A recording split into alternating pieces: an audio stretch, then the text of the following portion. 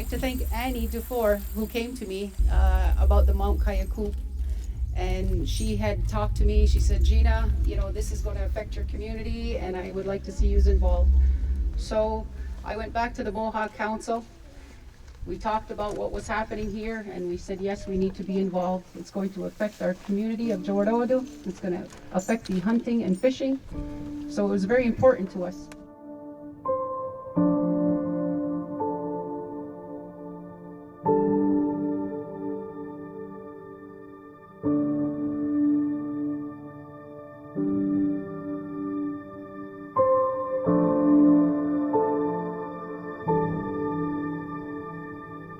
Not only preserving the mountain has been accomplished here.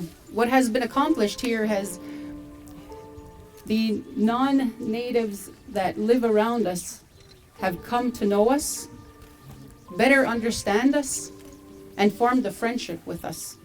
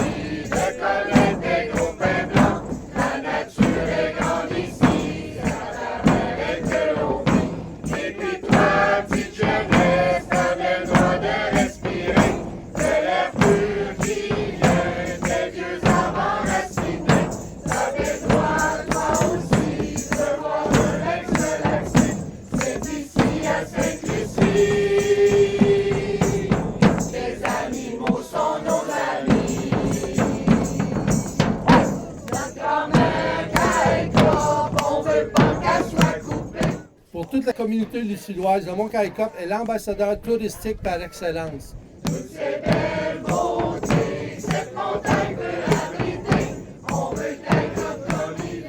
Le Mont-Kaaikop, contrairement à la croyance populaire, est absolument pas sauvé en ce moment. Alors, on est plus fort, on est plus outillé que jamais, mais la bataille reste encore féroce. C'est la violence des vaillants couillons goûtés, disent c'est assez. On demande au ministère de nous consulter puis d'écouter. Citoyens, Je suis très heureux d'être ici avec vous. Je pense que la montagne est heureuse aussi. Many years ago, I was asked by the Lytton Indian Band, a First Nations group, and they asked if I would come and help them fight to keep logging from coming into their sacred valley. And so I took my family and we went camping in the valley, and it was a beautiful area as you're living in here. And as I was coming out after 5 days of camping, we met a group on the trail and began to talk. And we knew they weren't campers. The ladies were in dresses and high heels. The men were in suits.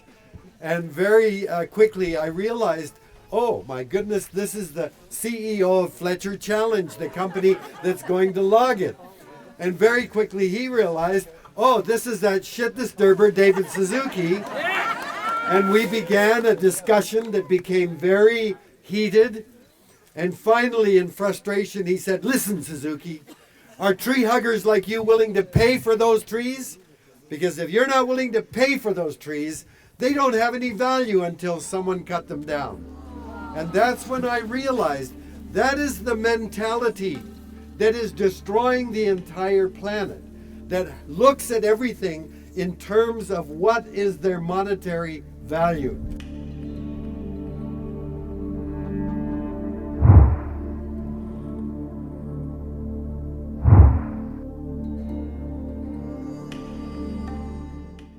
I wanted to present this to Dr. David Suzuki. Wampum. It's a two-row wampum. It represents the natives and the non-natives to live and coexist together, to coexist side by side.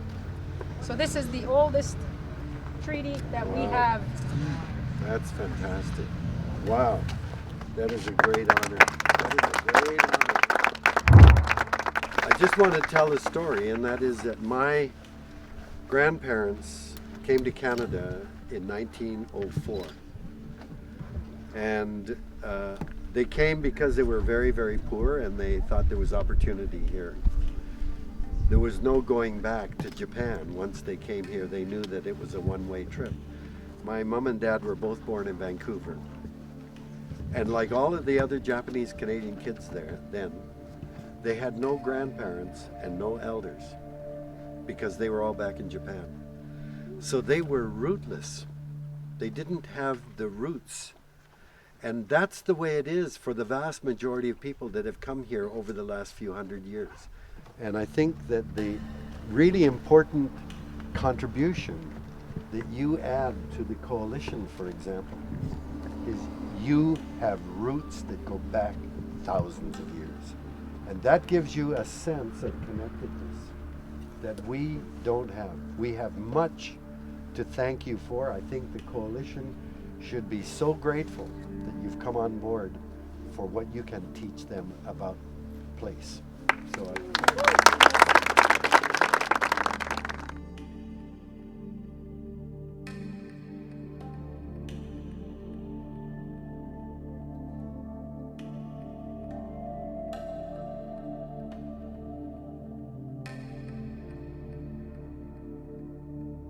I have been into every one of the First Nations communities on the coast.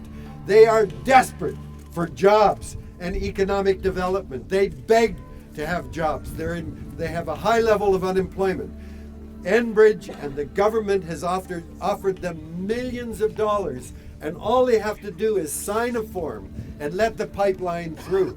But they are 100% against the pipeline because they are telling us there are things more important than money. And that's what you're here talking about.